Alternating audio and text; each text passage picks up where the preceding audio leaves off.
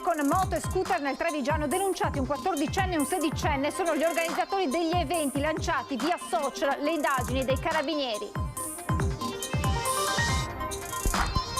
Scontro frontale questa mattina a Verona tra due furgoni, perde la vita un 61enne dello Sri Lanka addetto al trasporto di pane nei negozi.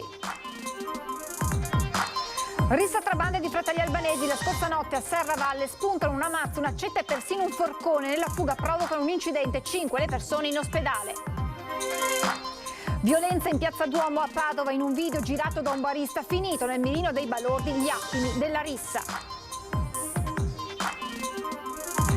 La possibile reintroduzione in Veneto dopo 12 anni dell'addizionale IRPEF per far fronte alla crisi economica. Zaia: sono contraria alle tasse ma valuterò le proposte di categorie e parti sociali.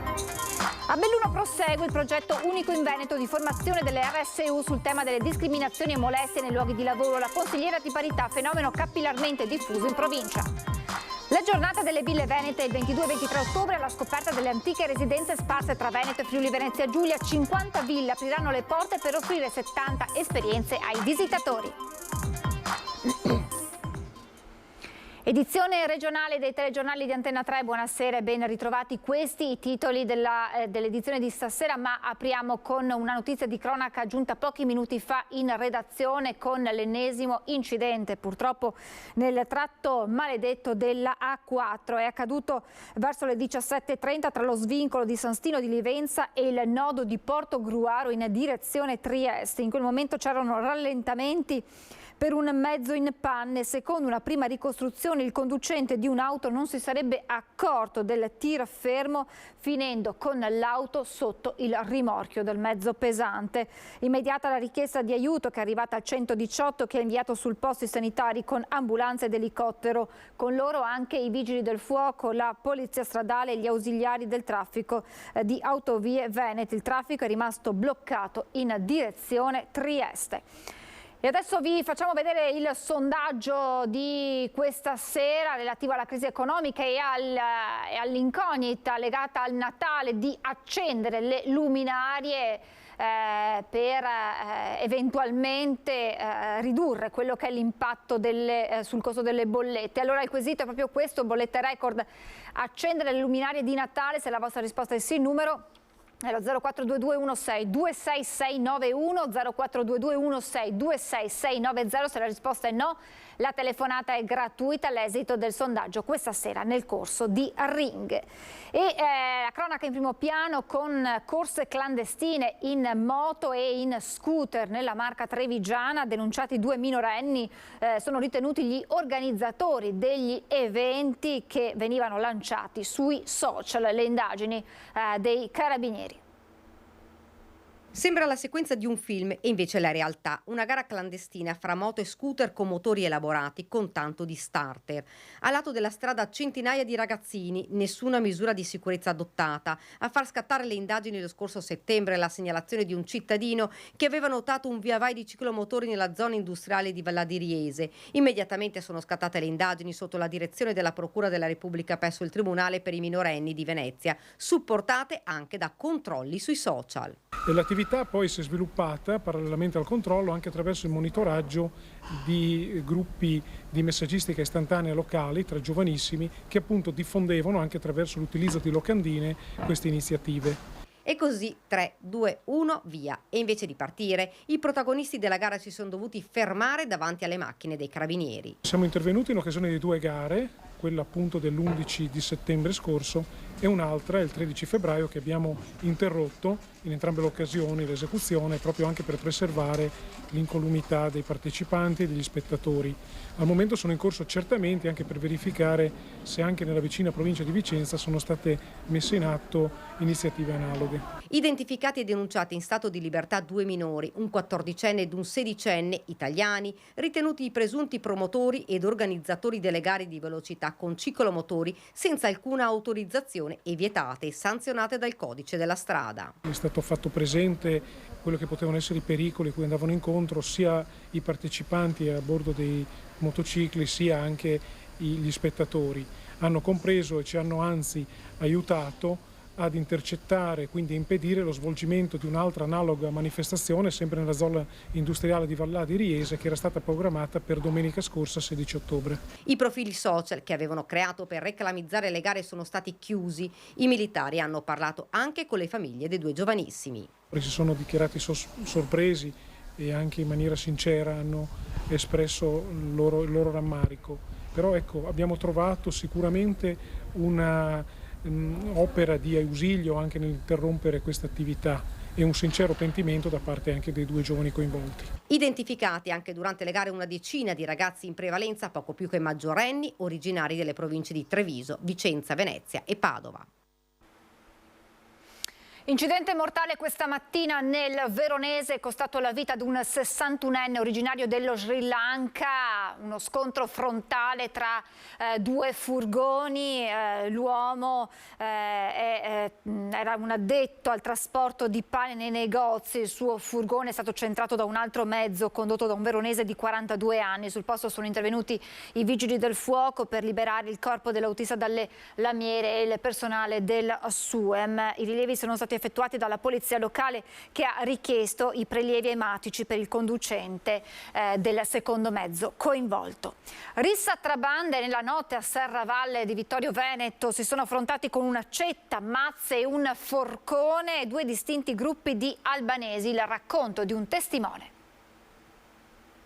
Visto dei ragazzi qua che se ne stavano dando, così facevano una rissa. E nulla, ho mollato il cane dentro e sono andato lì in mezzo a dividerli.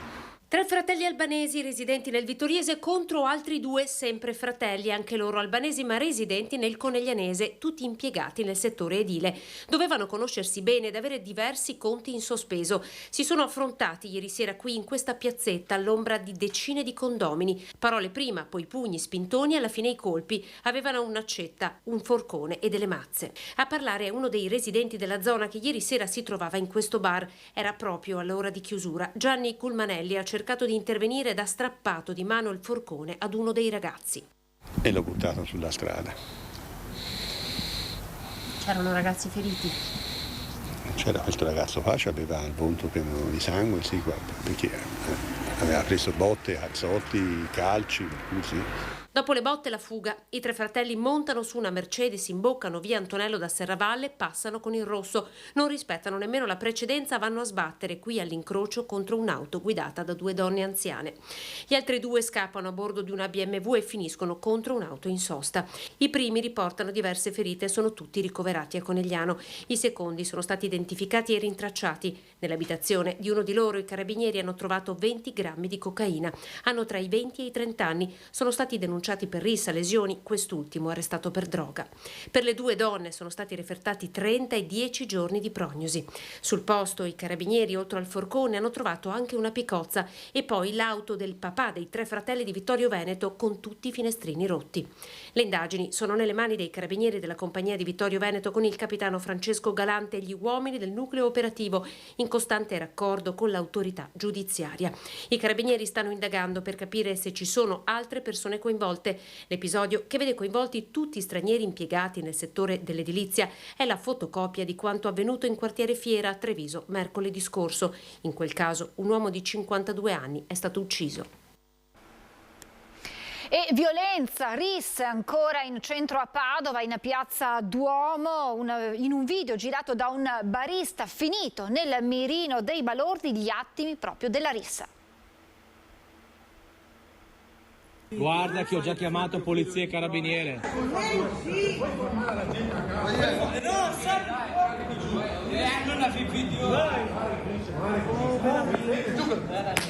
Quello che lancia il ragazzo è un pesante San Pietrino. Il video, ripreso dal gestore di un locale di Padova, inquadra solo alcuni istanti della rissa che la notte tra sabato e domenica si è verificata in piazza Duomo, nel centro della città. Alessandro Mazzone, titolare del Sea Bar in via Dante, insieme a due dipendenti, stava caricando il suo furgone dopo aver terminato un servizio catering in un'abitazione che affaccia sulla piazza. Suo malgrado si è trovato in mezzo alla rissa. Questi due ragazzi che tengono in una mano, un ragazzo tiene una bottiglia, il collo di una bottiglia rotta, con il quale aveva già sfregiato precedentemente un altro ragazzo sempre in piazza, e l'altro ragazzo invece nell'altra mano ha invece un sasso coperto, nascosto, per cui cioè sono preparati tecnicamente, come dire. Questo sasso, che non era un sasso, era un San Pietrino, poi ce lo ha scagliato contro. Purtroppo, ci spiega il gestore del locale, non si tratta di un episodio isolato. La settimana prima uno sbandato era entrato nel suo bar e aveva sferrato un pugno ad un cliente. Ahimè, ci siamo dovuti attrezzare questa settimana passata con un buttafuori. Io ricordo i buttafuori negli anni '80, nelle discoteche, nei locali in cui c'erano 1000 persone, non nei locali che tengono 50-100 persone. Nel ribadire la sua contrarietà alle tasse, il presidente Zaia non esclude di valutare la proposta sulla possibile reintroduzione dell'addizionale IRPEF. Ne ha parlato questa mattina a Palazzo Balbi. Ormai dal 2010 sono 12 bilanci tax free, vuol dire 1.179 milioni di euro, 1.179 milioni di euro non prelevate dalle tasche dei veneti ogni anno. Fate per 12, viene fuori 14 miliardi di euro più o meno. So che nessuno di noi se n'è accorto, ma è così.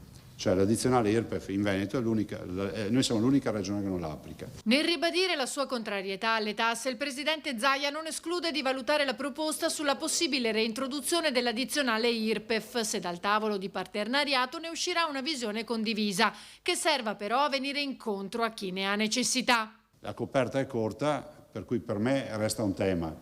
Noi il bilancio lo abbiamo già chiuso, nel senso che per noi il documento di bilancio è presentato e andiamo avanti. Se dal tavolo emergono novità, il tavolo trova una sua, diciamo, una sua uniformità di visione, io che sono contrario alle tasse la posso valutare, ma deve essere uniformità di visione, di condivisione e di sfida. Il governatore è poi tornato sui contagi Covid, suggerendo la vaccinazione alle persone fragili, ma ribadendo la non obbligatorietà. A margine del punto stampa a Palazzo Balbi, in cui ha annunciato i mondiali junior e under 23 di canoa a velocità di Auronzo di Cadore, i primi a essere organizzati su un lago alpino e non su un bacino artificiale. Ma non è tutto. Oggi la Giunta ha deliberato un accordo strategico con le province autonome di Trento e Bolzano che riguarda i passi dolomitici. Un monitoraggio del traffico sui passi, di una sua regimentazione, di parcheggi scambiatori, di intermodalità programmata con il TPL, ma non solo su asfalto, ma anche rispetto agli impianti di risalita, utilizzando tutto quello che il mondo digitale ci mette a disposizione. Sostanzialmente un grande fratello. Un progetto supportato dal Ministero per l'Innovazione Tecnologica che prevede un impegno di circa 30 milioni di euro. È il momento di fermarci per una brevissima pausa pubblicitaria, tra poco. Rieccoci in diretta con il progetto a Belluno unico in Veneto di formazione delle RSU, delle più grosse aziende sul tema delle discriminazioni e delle molestie nei luoghi di lavoro. Iniziativa lanciata dalla consigliera di parità della provincia che afferma è un fenomeno capillarmente diffuso nel bellunese, ma un aiuto concreto, spiega, è possibile.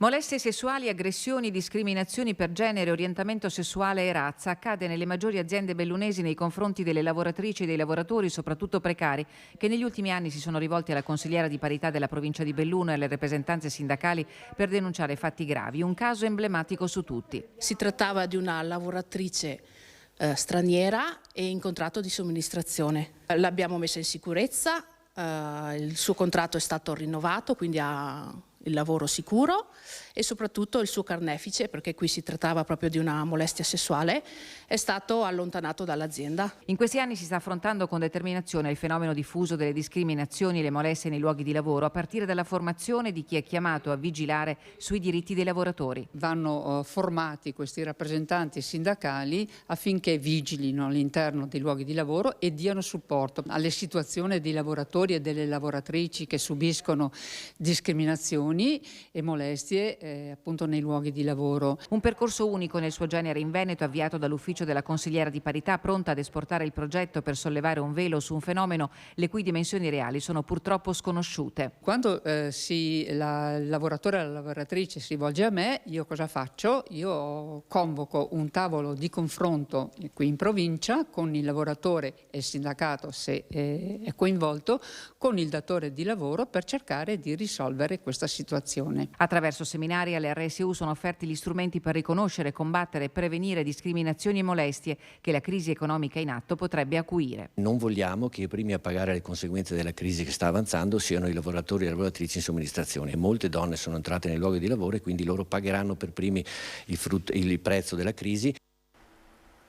Cambiamo argomento, la giornata delle ville venete il 22 e 23 ottobre, un lungo weekend per scoprire e vivere le antiche residenze che si trovano tra Veneto e Friuli Venezia Giulia. 50 ville apriranno le porte per offrire 70 esperienze ai visitatori.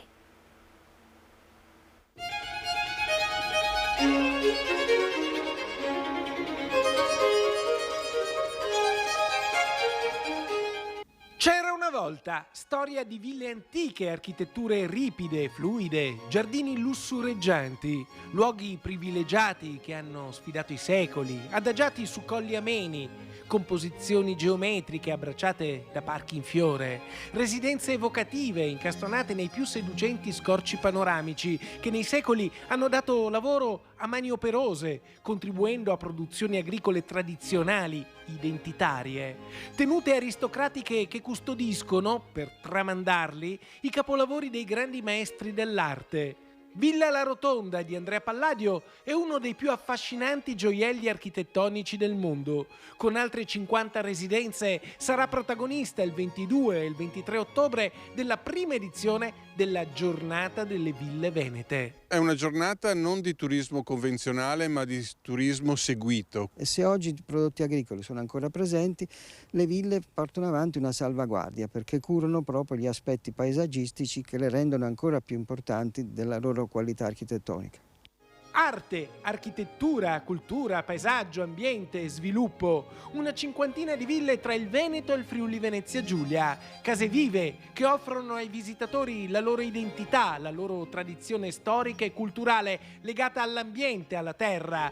Degustazioni, soggiorni, visite guidate, laboratori, passeggiate, enogastronomia.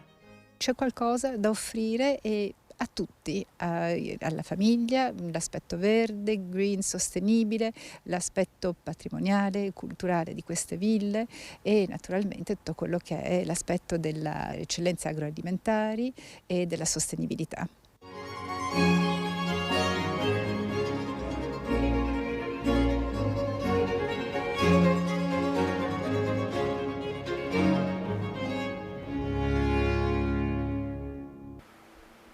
Valstagna, Campolongo sul Brenta, Bassano, Rosà, Rossano, Veneto saranno città in rosa. Da qui passerà infatti la 17ª tappa del Giro d'Italia 2023.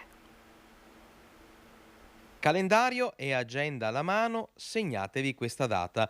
Mercoledì 24 maggio, tappa numero 17 del Giro d'Italia 2023. Partenza da Pergine Valsugana, arrivo a Caorle. Lungo il tragitto, la corsa in rosa toccherà il Bassanese e sarà una carezza che ancora una volta racconterà del profondo legame tra la nostra terra, il nostro territorio e il ciclismo.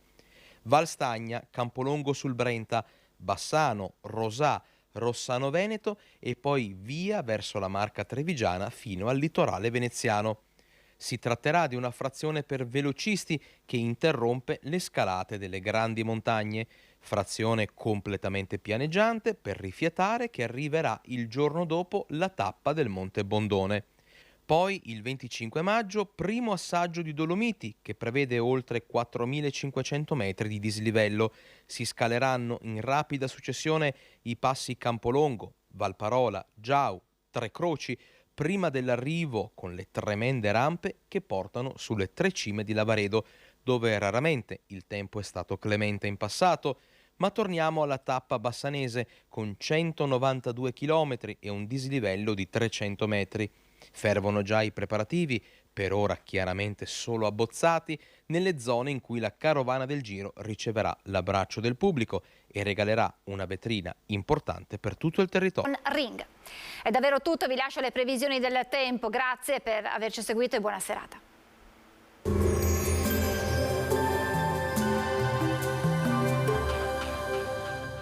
Cooperativa Agricola Volpago offre carne fresca di prima qualità. Ci trovi a Volpago del Montello, Pieve del Grappa, Tre Baseleghe e presso lo spaccio del contadino a Dolo e Massanzago. Bentrovati al meteo. L'Italia è alle prese con la seconda ottobrata della stagione e dunque clima mite e tempo stabile. Vediamo il dettaglio di mercoledì 19. Sul Veneto iniziamo col dire che non si verificheranno precipitazioni. Il cielo si presenterà sereno o al massimo poco nuvoloso un po' dappertutto. Sulla pianura nella prima metà di giornata varie nebbie di notte e in dissolvimento poi di mattina. Temperature stazionarie minime tra 11 e 14 gradi, massime invece comprese tra i 22 e i 24 gradi all'incirca. Spostiamoci ora sul Friuli Venezia Giulia. Anche qui cielo in genere sereno, salvo per locali riduzioni della visibilità nelle ore più fredde. Temperature minime sui 12-15 gradi, massime sui 23-24 gradi. Infine diamo uno sguardo al Trentino Alto Adige. Poche novità, bel tempo soleggiato, solo con qualche occasionale annuvolamento, ma del tutto innocuo. Temperature minime intorno agli 8-14 gradi, massime intorno ai 24 gradi. Dal meteo di Antena 3 per ora è tutto, grazie per l'attenzione, arrivederci al prossimo aggiornamento.